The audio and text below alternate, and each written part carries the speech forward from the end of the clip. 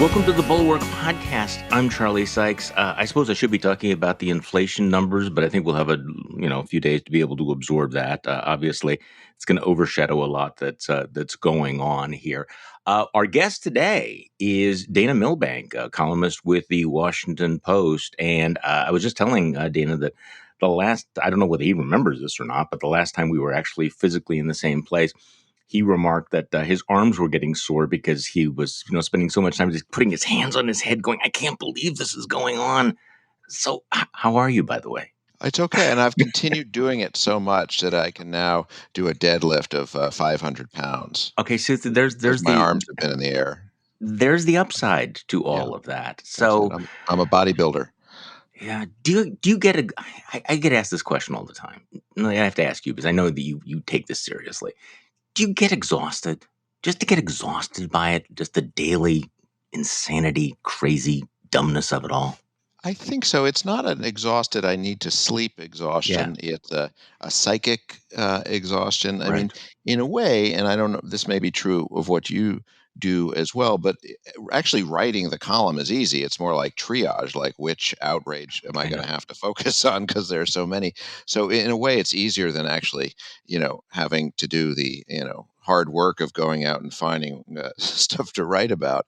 But I think the psychic exhaustion is just there's an unrelenting threat to our way of life, our democracy, and we thought, or at least I thought, briefly that we'd at least have a little reprieve there, and it really doesn't feel like that's happened. So I sort of crossed the tape of the marathon of the last 4 years or 5 years, and then you realize the whole thing is just it's continuing. I mean, the insurrection, and now at some lower level of constant challenges and things that nobody in our democracy and our civil culture had tolerated for generations.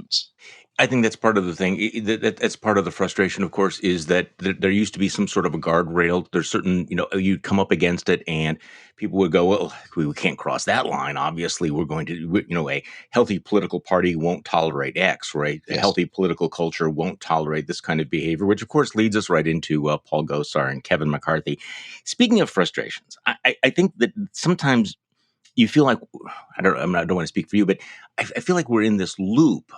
So last night I was on one of the cable shows and was asked, "Well, is Kevin McCarthy going to do anything?" And of course I stopped listening at that point because we're like, "Stop me if you've heard this before." But no, Kevin McCarthy is not going to do anything about Paul Gosar, who's clearly mentally challenged as well as a bigot and a lunatic and all of the other things, making these bizarre, weird threats against AOC and Joe Biden. And Kevin McCarthy and the Republican conference are not going to do anything. How many times do we have to go through this cycle? Yeah, I think that's right, Charlie. And I think I've been getting it wrong. Each time McCarthy refuses to do something, I've been saying he's weak, he's afraid, he's a coward. But you know what? When you get to, I don't know, the hundredth one of these, I'm not. I don't think it's weakness. I think it's tacit approval at the very best. Forget about stripping people of committee assignments or some sort of a formal reprimand. He's not even like calling reporters back, or his staff isn't even calling reporters back. At some point, when you just keep letting this stuff go, you're complicit in it. We've had this problem for some time now with increasing partisanship, but weaker parties, and they have lost the ability. Whether it's because of dark money or gerrymandering. There's a million different explanations for it, and party leaders have lost the ability to police their ranks. But at this point, there's not even a feeble attempt to do it. And at the same time, McCarthy is still having Trump come back to spread the election lies to the House Republican caucus. So he's complicit. I don't know what he believes in his brain, in his heart, but very clearly he's no different from Gozar or Green or the others, because he's the head of this caucus that is unapologetically proposing these things on a daily basis. And it's hard to figure out how he got here. Maybe it's not hard at all. It's maybe maybe in the beginning it was fear, and now it's become habit. And at some point, habit becomes actually I'm okay with all of this. I mean, there's clearly kind of a trajectory here. At some point, well, we can't push back because we'll get a tweet and go along with all of this. Yes. And at a certain point, there's kind of the shrugging of shoulders and saying we're all in. So last night again, somebody was saying, well, the Republican Party has become now a party of violence and tolerance of violence. And I thought, I'm old enough to remember when the clearest refutation of that would be the party leader standing up and saying, no, we are not that. And as proof of that, we are going to be severing our ties with Paul Gosar. I mean, do you remember, Dana, when Republicans, when grown up adult political parties would actually say, okay, we're drawing the line and you've crossed that line and we're done with you? Well, they used to be able to do that. Well, it used to be routine, and you Right. only have to go, but you don't have to go back that far to to go to Steve King. So even Kevin McCarthy remembers that period. Uh, Look, I think we've seen. I mean, we've seen enough sort of public signs from Kevin McCarthy. We know about his conversation with Trump on January 6th. We know, he didn't challenge the account that was given by others, that he was outraged and he was horrified. But I do think there's, you get into this sort of cognitive dissonance, and something between when he had that conversation and when he went down to kiss the ring at Mar-a-Lago, he said, "I'm just going to have to get on board with this." And I think you're right. You may be doing this. You may be uncomfortable doing this and saying, "Well, this is what's necessary to win." But I think in any of these cases, it's kind of a fool's errand to say, "What does he really believe?" Because you can't know that. You have to just look at the actions. And when somebody over now a period of 10, 11 months is constantly affirming by his silence the misbehavior, the anti-Semitism, the racism, the violent rhetoric, you have to say that he believes it, because at some point you don't keep getting a pass for kind of averting your gaze. I feel a little strange saying this, but McConnell in the Senate, had been a huge enabler of Trump, but McCarthy seems to have exceeded even that. I mean, you do have some occasional distancing by McConnell, and he pays the price for it in terms of the abuse he gets from Donald Trump. So McConnell certainly no profile in courage, but I think McCarthy has gone yet another layer below that. And Kevin McCarthy is not a complete outlier in Republican circles. The Washington Post has this rather remarkable story today about one of the big time lobbyist donors to the Republican Party. Let me just read a little bit of this. One day after rioters ransacked the Capitol in a bid to overturn the 2020 presidential election, Republican lobbyist Jeff Verhoff sent a searing email to top GOP officials. He's out. Verhoff, a bundler who works at the lobbying firm Aiken Gump, wrote on January 7th that he was appalled by President Donald Trump and the rioters and was resigning as co-chair of the Republican National Committee's Finance Committee. He could no longer associate himself with Trump and his movement, he wrote, and he was distressed by what his party has become. But when Trump spoke to some of the party's top donors last month at a retreat convened at the Breakers Resort in Palm Beach, Florida, Verhoff was one of the attendees, according to two people. So everybody's sort of gotten over it. It's like, okay, this is the line. And one by one, they go, yeah, it wasn't that big a deal. Okay, I'm still all in. Hmm. I mean, this is part of the frustration is watching that process. Is the people who see the same thing.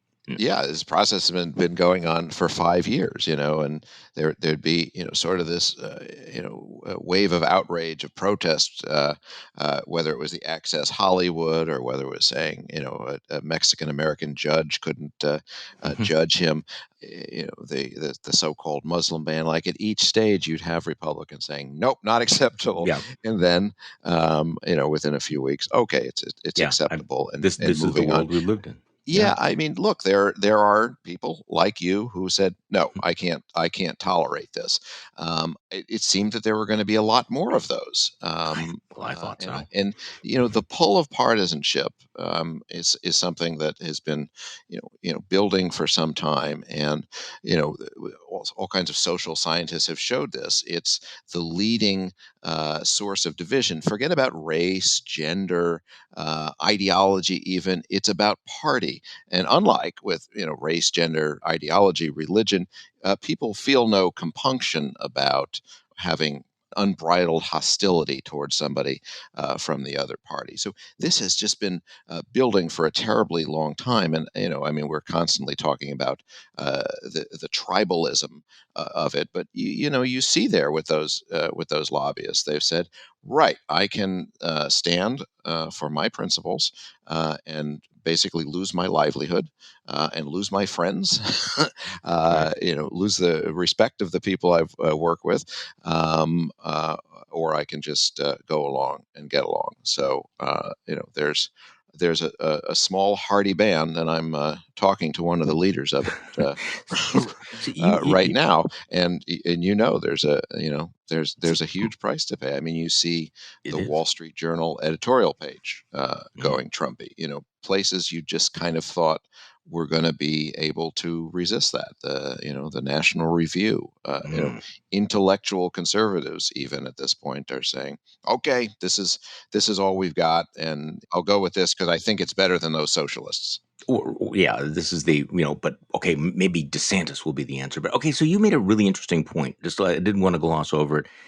That Kevin McCarthy is obviously all in on Donald Trump, but he's gone beyond that. He runs the NRCC, the National Republican Congressional Committee, the big fundraising arm, and the appeals from the NRCC have been uber Trumpy.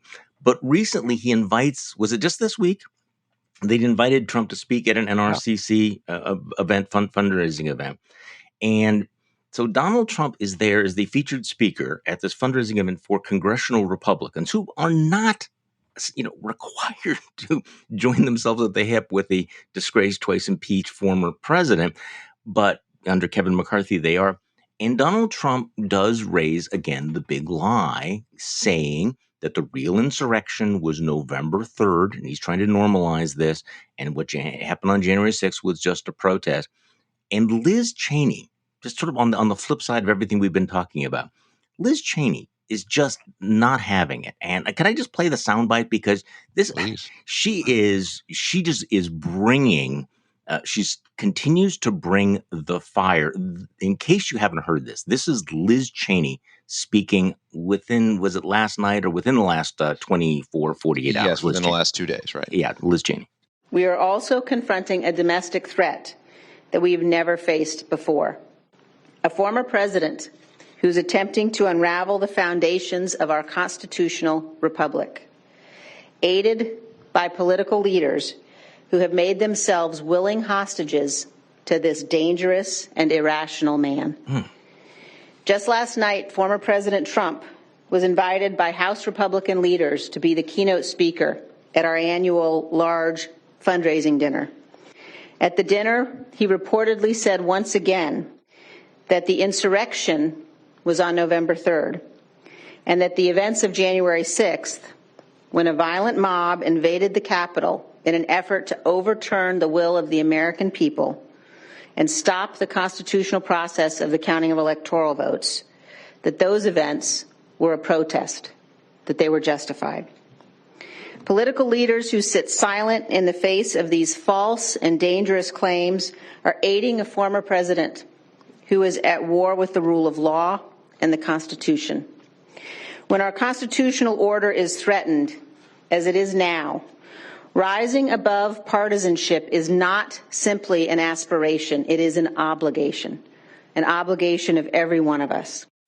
So Dana Milbank, I mean, that is extraordinary hearing that from Liz Cheney, who, of course, has been ousted from leadership roles. She's a pariah. Paul Gosar and Marjorie Taylor Greene, Lauren Boebert, and Madison Cawthorn and Matt Gaetz are still members in good standing of the House Republican Conference. But for saying things like that, Liz Cheney has been cast into outer darkness. Yeah. I have to tell you, Charlie, I never expected that I would be celebrating anybody with the surname of Cheney as a great American hero. But I find I've had this experience over and over again. I covered the George W. Bush first term as on the White House beat as a Mhm. reporter for the Post. And when I talk to one of them now, like Andy Carter, one of the others, said, "Can you remind me what everybody was arguing about back then?" Because I it know. seemed like everybody was at each other's throats. But when we look back at it, everybody was on the same side. Everybody was playing within the rules. And it is extraordinary that there is no place for a Cheney in this party. There's no place for a Bush in this party. There would be no place for a Ronald Reagan in this party. I mean, that's I think that's the true. extent to which it has changed over time. I'm grateful for a Liz Cheney, but it definitely feels like she's blowing against the wind.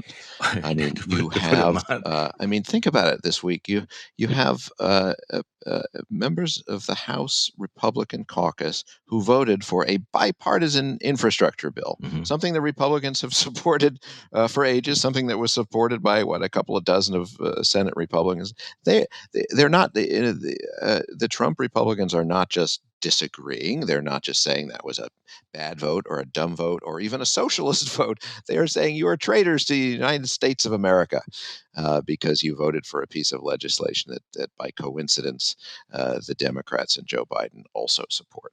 I mean, that's it. You're a traitor to your country Yeah, because for that. Yeah. you have voted Bridge and road. to Yeah. have Bridges and broadband roads. internet for all Yeah. Americans. You're a So traitor. this is almost too easy. The contrast between the reaction to the Paul Gosars and the supporters of the insurrection versus the people who voted for the bipartisan bill, by the way, which was supported by 19 Republican senators. Yep. And there is this rage about this and I think a lot of it has nothing to do with policy, of course. It has to do with the fact that, Joe Biden was down. You had a chance to, give him the ultimate coup de grace and failed. You could have made Joe Biden's presidency a complete failure on Friday. Instead, you gave him a lifeline. So it's all about not having cast the vote that would create a failed presidency. I mean, that's really become the norm, hasn't it? Right. Is that And think it's about become, that. people You don't are even pretend. It's like, I am now rooting for a failed president. Exactly, and in doing so, you're rooting for a failed country. I mean, Yeah, that's yeah, at some point you have to say, do I care what's in the national interest? And so we've heard in the past about putting party before country, but I mean, there's not really a more pure example of that. Now, okay, you can say, I don't support that legislation on sure. ideological grounds, but to say that people who did are have betrayed their country are traitors that because they have not in effect voted for their country to fail. That's really alarming, and It, that's that sort of psychic tiredness that we're talking about at the beginning there. That some version of this is happening basically every week, so you can never just take a breath and say, right. "Hey, I'll tell you, I wanted to write a column this week saying." Aren't things just like delightfully boring? Like we're not trying to buy Greenland or No. threatening Iran with nuclear annihilation in a tweet this week. But it doesn't feel right because we're still in a crisis, even though Biden is being relatively boring.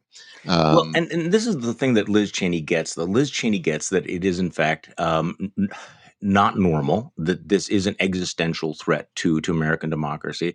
And I have to say, I was watching some of the sniping from the sidelines. People saying, "Well, Liz Cheney voted against the infrastructure bill too." Well, yeah, she's a conservative Republican. mhm. So the question is this an existential battle or not? Because if it is, then shouldn't people say, all right, we are going to disagree on a lot of ideological things, but we need to have some unity of purpose on this massive threat, which is still there. She Mhm. gets it.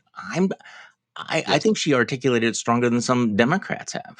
Yes, we need to have those arguments on Yeah. matters of ideology. The problem is we're not having any arguments on ideology. We're having ridiculous arguments about traitors and Farrakhan and Ted Cruz talking about seceding from the United States. The part of the problem is that party has triumphed over ideology. I Yeah. mean, when you think about with the budget busting, trade wars, and end of free people and free markets, to use the going back to Reagan and to Goldwater.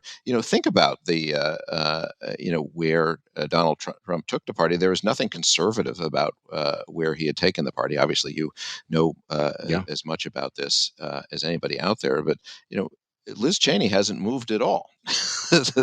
It's everybody else who has moved and made her the pariah. But that she of course she opposed the infrastructure bill. She's a fiscal conservative, and that's why I said, by all means vote against the infrastructure bill because you don't believe government should be doing that. That's a healthy debate.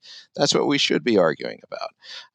But call people traitors because they are they're voting their conscience, and it just so happens that they agree with the president on something.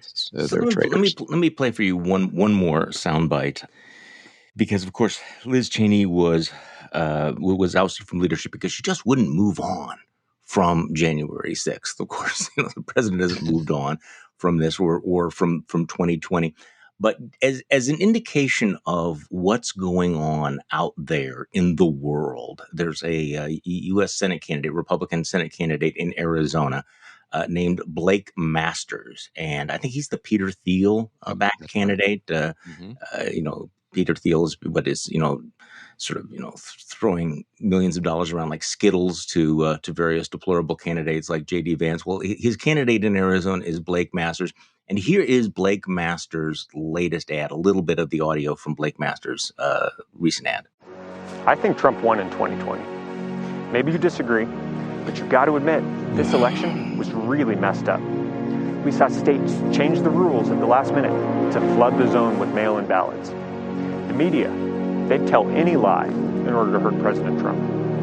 And big tech censored true information about Joe Biden in the weeks leading up to the election. How is that fair?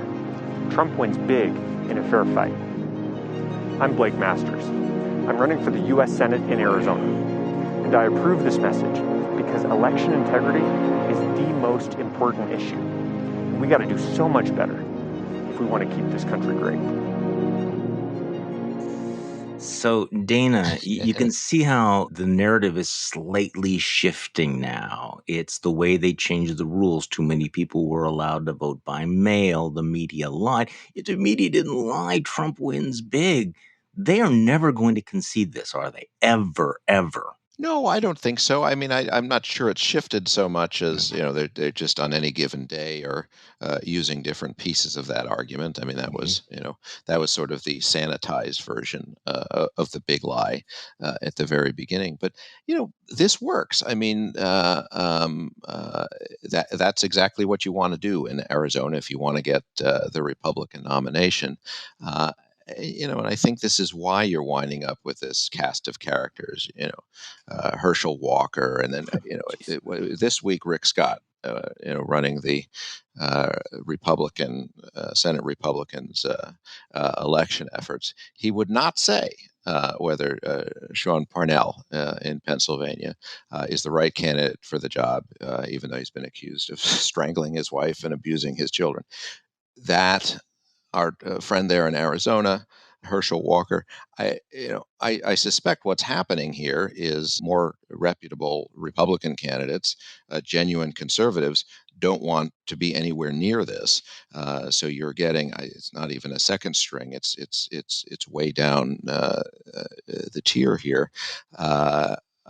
And it's troubling. I mean, you could turn around and say, oh, well, that's great news for the Democrats, but it's not good news for anybody. We're now, looking at, by comparison, like Tommy Tuberville has become a sainted old bull in the legislature. Yeah, think about that. Think about that. So, speaking of conceding, though, you wrote about this earlier this week. The Republican candidate in New Jersey, has he conceded yet? He lost by 2.6%, which is larger than Glenn Youngkin's winning margin in Virginia. I mean, Youngkin won by less than 2%. So the margin in New Jersey is actually greater.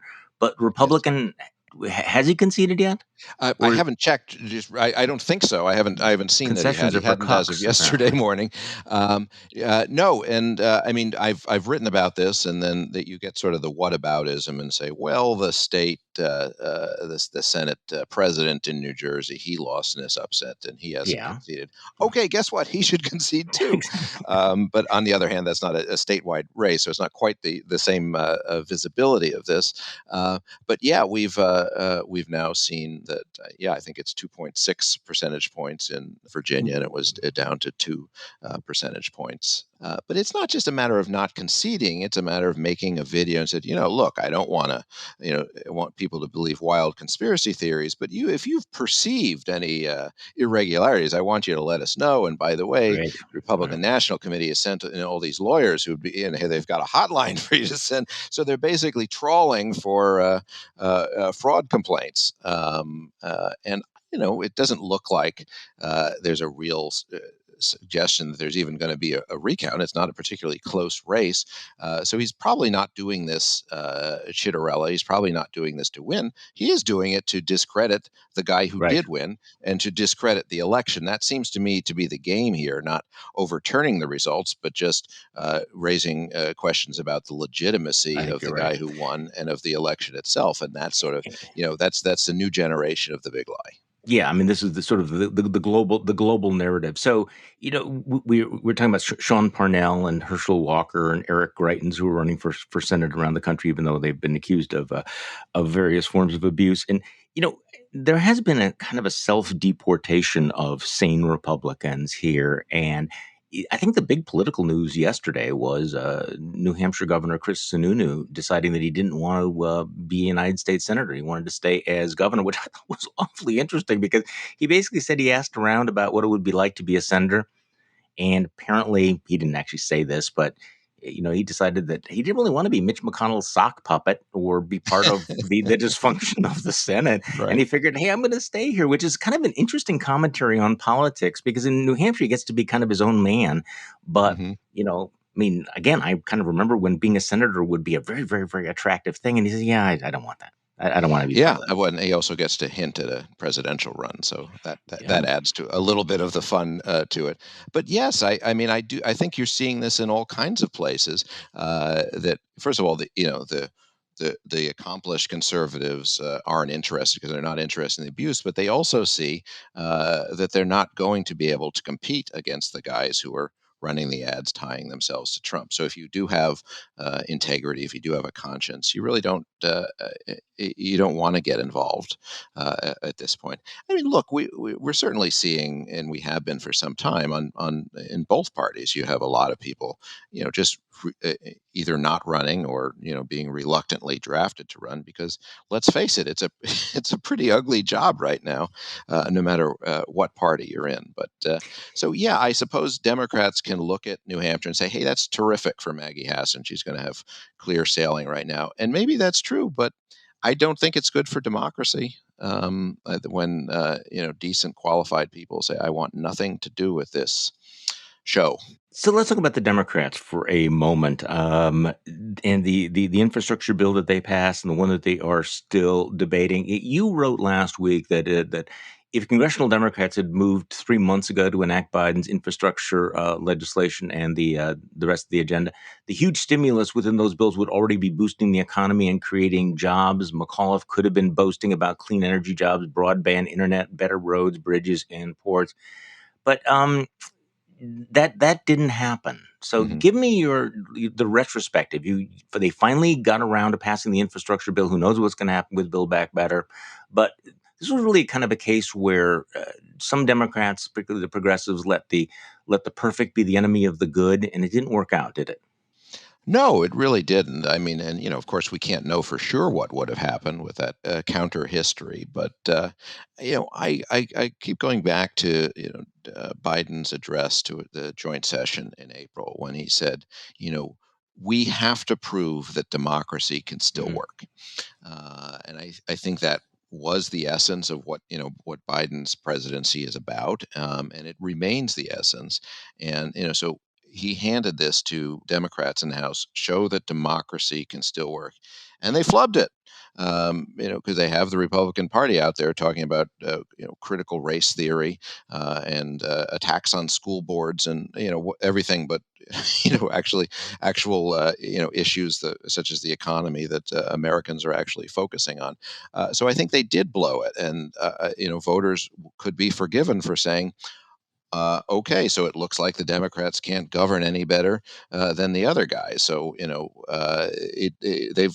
it became a less compelling argument for the Democrats. So would there have actually been shovel ready projects going? Possibly, and there possibly could have been some benefit. But I think if Terry McAuliffe had a narrative saying, "Hey, Democrats are producing something."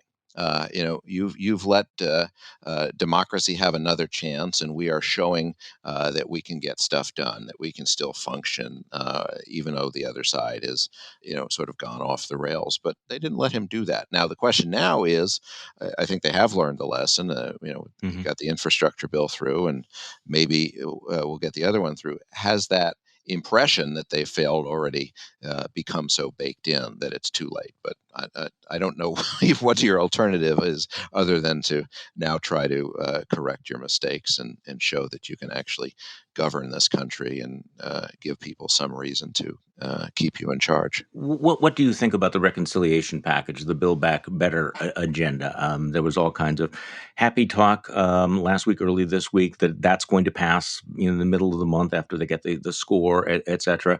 That, of course, is before we get those rather scary inflation numbers, which Right. will have an effect. I mean, this is something that Joe Manchin has been talking about, the danger Mm-hmm. of inflation. So, what do you think? Does Build Back Better get passed, or is that going to get sucked into the morass? Yeah, I mean the problem with handicapping these things is you're not looking at coalitions. You're looking Right. inside the heads of two people, and Hmm. one of those heads is not terribly rational, if I may say Right. so. So, you're looking inside the rational brain of Joe Manchin, and who knows what he's going to do. It's basically entirely in his hands, assuming that once he's on board, Sinema, wouldn't dare raise any further objections to it. So, I am out of the business of making Yeah, predictions. I've it's already had to eat a dangerous. column once. I'm not going to make these predictions again. I do think that the items in that agenda appeal very broadly to Democrats, including Democrats in West Virginia and in Arizona. They can say they were responsible, cut the price tag in half, and actually can still, give American parents help with childcare so they can get back to work. I saw Biden this morning making an argument, saying these Nobel economists say can actually relieve inflationary pressure. Hmm. Okay, color me a little Yeah. skeptical about that one, but um, uh, I guess he might as well make the case for that. So here's a thing that I've been really puzzling about. I think about 2 weeks ago, I had your colleague Catherine Rampell on the podcast, and she made a very, very interesting point that the Democrats had sort of soured on the idea of raising taxes on the rich, which was somewhat politically puzzling because polls would suggest that across the board, people don't mind having billionaires pay higher taxes or millionaires Mhm. pay higher taxes. Now, I'm speaking as a fiscal conservative who has supported tax cuts in the past, but it strikes me as first of all, just absurd that you have billionaires who pay little or nothing in taxes, and this seems to be the populist magic bullet. So, can you explain to me why Democrats are not out there, given the fact that they have this blue collar populist problem, really pushing for significant taxes on the billionaires and the millionaires, making sure that corporations pay their fair share, and every single time, and I say this because I know that Republicans would do this, every single time they talk about billionaires not paying taxes, bringing up the fact and a billionaire like Donald Trump should have to pay the same taxes that you pay. Why are they just leaving that messaging on the floor? It just as a matter of, blocking and tackling, it's just right there, isn't it? That you could be I am talking about baffled. Yeah, what? well, Okay. I mean, the answer is one word. It's cinema. She's stopping them Yeah. from doing this. One one-time Green Party activist, is now a friend of billionaires and corporate America and pharma. I mean, so that's the practical reason. But I mean, it's even beyond that. Saying, taxing, soaking the rich. Yes, that's good politics. But you can also say cracking down on tax cheats, rich tax cheats. I mean, I mean, they're sort of ceding the field to the Republicans, saying, the IRS is going to be spying on you. Well, actually, no, they're going to be cracking down on the billionaires who have been hiding their taxes so that you, average American, have to pay more. But they really So blew it seems that. to me there's only, as a political matter, set the economics aside, as a political matter, there should be only upside in this. So I mean, I think that's the biggest selling point of Build Back Better, more than any of the individual policies.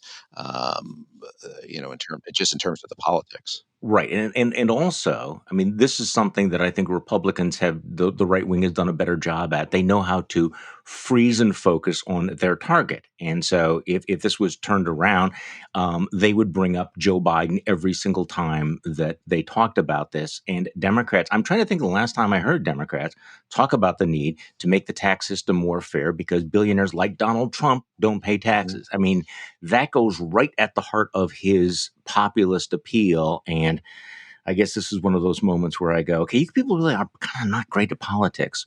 Okay, so Dina, I think there's this sense that, if we just explain a little more about the child tax credit, the people are really going to get it, and they're going to understand the refundability. Yeah. Wait. I have this white paper to show you. Right. No, it's the refundability.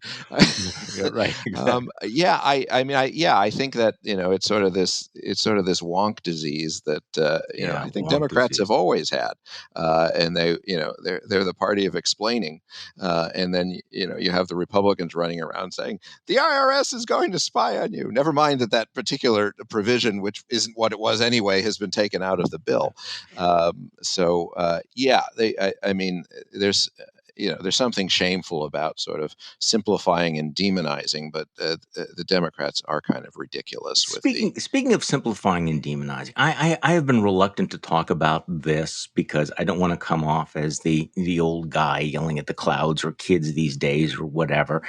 But you did write about the whole "Let's Go Brandon" thing, and you said, could the contrast be any greater? Half of America's leaders are trying to govern, and the other half are hurling vulgarities. And of course, "Let's Go Brandon" is basically "F you, Joe Biden." I guess part of the thing is, okay, it's not the big, it's not the end of the world. It's just so stupid. It's the juvenile sniggering. It's the the nastiest kid on the playground type stuff. Let's go, Brandon. And for some reason, this has become a thing of elected officials who are doing this. And I don't know. This is going back to our original discussion about being, exhausting and frustrating. Sometimes it's just the stupidity of it. Mm-hmm. If you're going to come up with a vulgarity, come up with something at least clever. I wonder if it's stupidity. I mean, there were always vulgar chants at political rallies on all sides. I've heard the "Let's Go Brandon" and the other version of the chant at Youngkin rally that I went to. I didn't write about it. I didn't make any, but I think it took a different turn when Doug Andres, the spokesman for McConnell, tweeted out "Let's Go Brandon," and it's different when Ted Cruz is promoting it. So that's the difference. Is it's there's always going to be this vulgarity out there. It's in the press, in the popular culture. Our leaders are supposed to say, "Hey, okay, we're gonna rise above that." Instead, they are actually the ones encouraging it. The "Let's Go Brandon," the talk of traitors. It's riling up the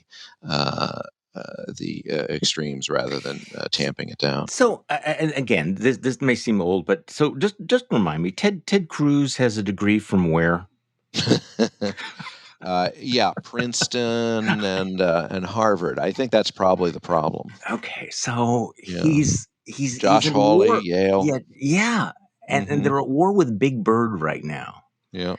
And I don't know whether or not Ted Cruz has become just addicted to being a troll, or whether he just thinks that's what voters want. But this is, again, it's like you guys are pretty smart, and yet you've decided that you're almost literally going to become cartoon images of Yeah. yourself.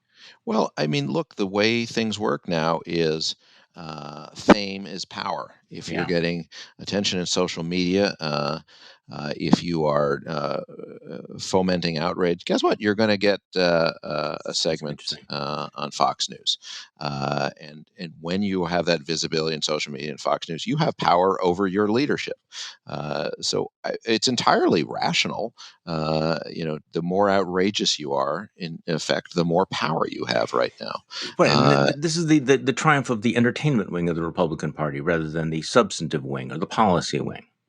The entertainment ring or the outrage wing. I mean, if only it were just entertainment, but it's the ideas who can be the most vulgar, the most out of bounds in terms of Jewish space lasers, the most out of bounds in terms of suggesting that people who have even a slight ideological difference with you are traitors to the country. So I don't think that I'm naive about this, but I'm still I continue to be shocked by the way that politicians like Ted Cruz and Ron DeSantis and the right wing media have decided they're going to demagogue the issue of vaccination.